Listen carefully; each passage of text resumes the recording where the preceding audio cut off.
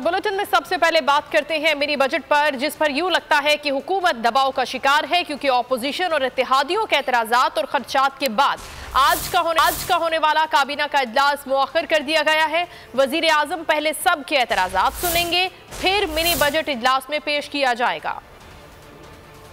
इत्तेहादियों के तहफ़्फ़ुज़ात का इज़हार या फिर की जा रही है सोच विचार। मिनी बजट मजीद ताख़ीर का शिकार। आज काबीना का इजलास नहीं होगा, अगला इजलास कब होगा किसी को कुछ इल्म नहीं। कहीं ऐसा तो नहीं हुकूमत दबाव में आ गई। काबीना डिवीजन को खुसूसी इजलास का एजेंडा जारी करने से रोक दिया गया। काबीना का इजलास रवां हफ्ते बुलाया जाएगा। ज़राए के मुताबिक मिनी बजट पर इत्तेहादियों को एतराज़ था। इत्तेहादी जमातों ने खदशात का इजहार किया, इसलिए इजलास को मुअख्खर करना पड़ा। अब पहले दूर किए जाएंगे एतराज़ात, फिर मिनी बजट काबीना इजलास में पेश होगा।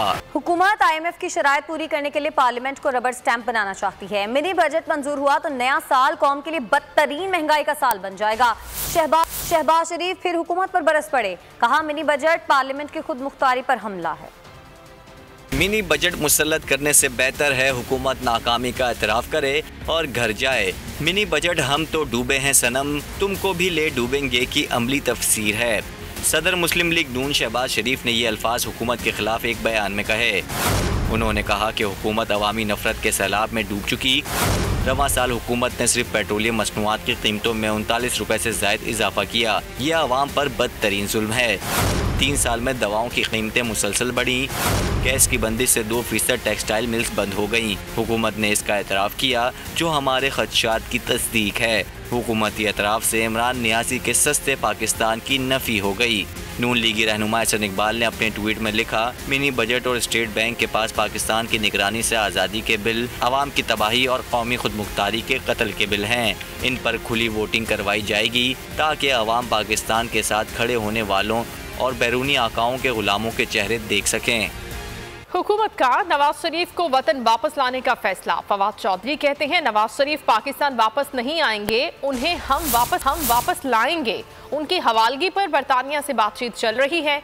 ये भी कहा कि हुकूमत गिराने की बातें करने वाले दिहाड़ीदार सियासतदान हैं। वफाकी वजीर शफकत महमूद कहते हैं नवाज शरीफ वापस आएंगे, किस तरह उनकी टांगें कांपेंगी ये देखेंगे। आसिफ जरदारी हुकूमत मुखालिफ तहरीक क्या चलाएंगे, उन्हें तो जेल में होना चाहिए। हसन खाबर भी पीछे ना रहे, कहा नवाज शरीफ पाकिस्तान आ जाएं, हुकूमत को कोई फर्क नहीं पड़ेगा। ये भी कहा कि जरदारी साहब के दौरे लाहौर पर बेगानी शादी में अब्दुल्ला दीवाना का मुहावरा सादिक आता है। उन्हें लाहौर और पंजाब में कुछ नहीं मिलेगा। नवाज शरीफ को तो वापस आना होगा। नवाज शरीफ अगर खुद जल्द वापस नहीं आते हैं तो हम इंशाल्लाह बिल्कुल आखिर में हैं कि हमने काफ़ी हद तक बरतानिया के साथ मामला जो हैं वो हल कर लिए हैं। नवाज शरीफ को हम वापस लेके आएंगे। हुकूमत जो है वो गिराना इनके दम की बात नहीं है। ये सारे जो है ना, ये दिहाड़ीदार सियासतदान है, इनका कोई और काम नहीं है। सुना है हुकूमत की टांगे कांपना शुरू हो गई।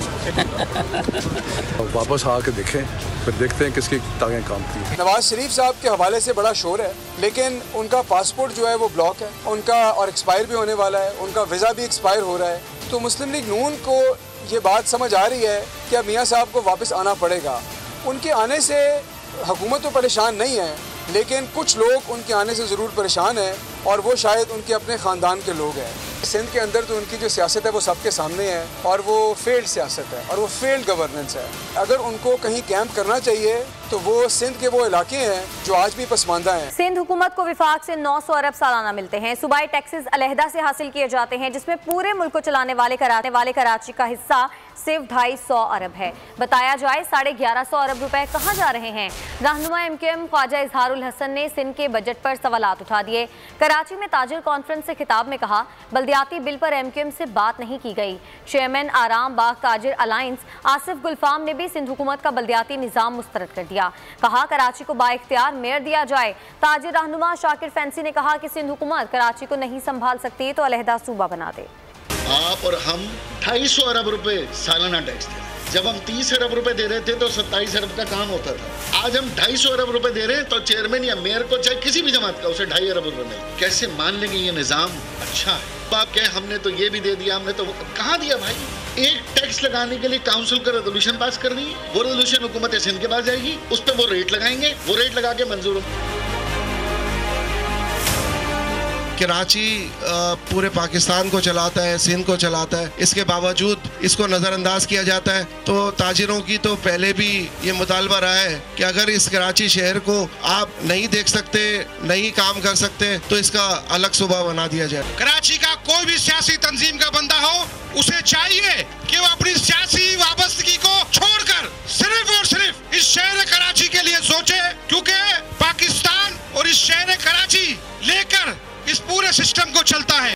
MQM बानी मुत्तहदा के दायरे से बाहर नहीं निकल सकी। ये लोग लिसानियत की सियासत को फरोग देना चाहते हैं क्योंकि अवाम इन्हें मुस्तरद कर देते हैं। फिर नफरत फैलाने के अलावा कुछ नहीं बचता। सूबाई वजीर नासिर हुसैन शाह पहले मुत्तहदा फिर तहरीक इंसाफ पर बरस पड़े। सक्खर में मीडिया से बातचीत करते हुए कहा, विफाकी हुकूमत अवाम को मजीद मुश्किलात में धकेलने के लिए मिनी बजट ला रही है। पीपल्स पार्टी इस हुकूमत के खिलाफ एहतजाज कर रही है और करती रहेगी। उसके खिलाफ भी हम इसलिए हैं अल्ताफ कि उसकी सोच ये थी कि वो पाकिस्तान के खिलाफ था, जिसके अज़ाइम खुलकर सामने आ गए थे। हमने तो समझा कि जब इन्होंने उससे लाताल्लुकी की तो ये उसको छोड़ के आ गए, लेकिन इन्होंने उसकी सोच को नहीं छोड़ा। जो ये शोशे छोड़ते हैं, जिनको लोगों ने मुस्तरद कर दिया है, अब वो खुद भी मुंतशिर हो गए हैं और अब ये इस तरह की चीज़ों को उभारते हैं जिसमें लिसानियत है। फिर कभी कोई जनूबी सूबे की बात करता है, अपने लोगों को मुंतखब कराते थे, अब अल्लाह के हुक्म से वो ऐसा नहीं कर सकेंगे। और PTI के लोग जो इस पे एहतजाज कर रहे हैं वो इस वजह से कि जो उन्होंने मुल्क की हालत की हुई है इस वक्त, जो तारीखी बेरोज़गारी, तारीखी महंगाई, तारीखी बद इंतज़ामी है, काफ़ी अरसे से एहतजाज जो है महंगाई के ख़िलाफ़, इस नाअहल वफाकी हुकूमत की नाअहली के ख़िलाफ़ हो रहा है पूरे पाकिस्तान में। और न सिर्फ पाकिस्तान पीपल्स पार्टी बल्कि दीगर पॉलिटिकल पार्टीज़ भी कर रही हैं। एडमिनिस्ट्रेटर कराची मुर्तज़ा वहाब का कहना है कि सिंध में अपोजिशन 3 साल से चूरन बेच रही है। बातों के फायर, बातों के अलावा कुछ नहीं कर सकते। बताएं कराची के लिए इमरान खान ने क्या किया। मीडिया से गुफ्तगू में मुर्तज़ा वहाब ने कहा कि ये लोग बातों में भी जल्दबाजी करते हैं। सुप्रीम कोर्ट के फैसले पर मिठाइयाँ बांटी गईं। कराची बदल रहा है, कराची वाले इनसे तंग आ चुके हैं। उन्होंने कहा कि शहरियों को पार्क्स की हिफाजत करनी है। कुछ लोग खाली जगहों पर नजर रखते हैं और कब्जे की कोशिश करते हैं। 3.5 साल हो गए उनको यही बातें करते हुए, ये चूरन बेचते हुए। काश ये चूरन उन्होंने बेचा होता पूरे कराची की आवाम के साथ, कितना रोजगार इमरान खान साहब लेकर आए। ये बातों के फायर हैं, ये बातें कर सकते, कुछ नहीं कर सकते। इनको बात करने में भी जल्दी होती है। कल आपको पता होगा, कल वो एक सुप्रीम कोर्ट का फैसला हुआ तो उन्होंने मिठाई तकसीम करने के बड़े बड़े ऐलानात कर दिए, आधे घंटे बाद वो चीज़ खत्म हो गई। तो मैं इन सबको कहता हूँ कि तहम्मुल रखें। कराची बदल रहा है, कराची तब्दील हो रहा है और कराची पाकिस्तान पीपल्स पार्टी की क़यादत के जरिए बिलावल भुट्टो जरदारी साहब की क़यादत में इंशाल्लाह तब्दील हो रहे हैं। और कराची वाले तंग आ गए उन लोगों से कि जो लोग वादे कुछ और करते हैं, बातें कुछ और करते हैं, लेकिन आवाम की बेहतरी के लिए कोई काम नहीं करते। सुप्रीम कोर्ट का एडमिनिस्ट्रेटर कराची मुर्तज़ा वहाब को गटर बागीचा अराजी में पाक अराजी बागुजार करवाने का हुक्म। 200 एकड़ अराजी KMC हाउसिंग सोसाइटी को अलॉट है। मजीद तफसीलात बताएंगे बोल न्यूज़ के नुमाइंदा मोहम्मद सलीम।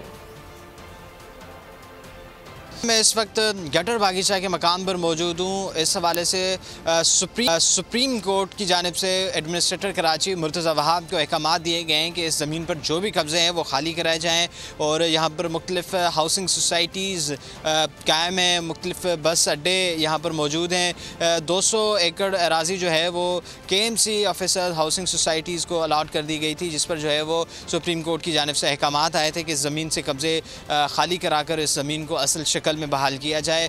जब इस केस की समाअत हुई तो सुप्रीम कोर्ट के रिमार्क्स थे कि इस लोकल काउंसिल को कौन से अख्तियारात हैं कि जो म्यूनसिपलिटी की ज़मीन है वो किसी को अलाट कर दी जाए और कौन से कानून के तहत ये ज़मीन किसी को अलाट की गई। इस वाले से सुप्रीम कोर्ट की जानिब से मुर्तज़ा वहाब एडमिनिस्ट्रेटर कराची को अहकाम दिए गए कि ज़मीन को खाली करा लिया जाए।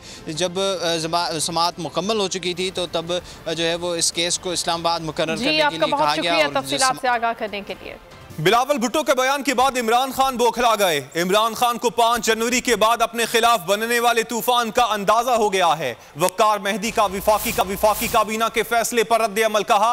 नाजिम जोखियो केस में मुल्जिमान अपने आप को कानून के हवाले कर चुके। मुकदमा अदालत में जेर समात है। इमरान खान को GIT बनाने का शौक है तो MPA आदिल परवेज के खिलाफ GIT बनाएं जो 2 नौजवानों के कत्ल में मुलविस है। विफाकी काबीना MPA चौधरी मोहम्मद अदनान के मुतालबे पर भी GIT बनाए। रुपए की कदर मुसलसल तनज़्ज़ुली का शिकार है और डॉलर 182 रुपए का हो गया है, लेकिन विफाकी काबीना शितर मुर्ग बनी हुई है। बेहतर है इमरान खान मुस्ताफी होकर घर चले जाएं।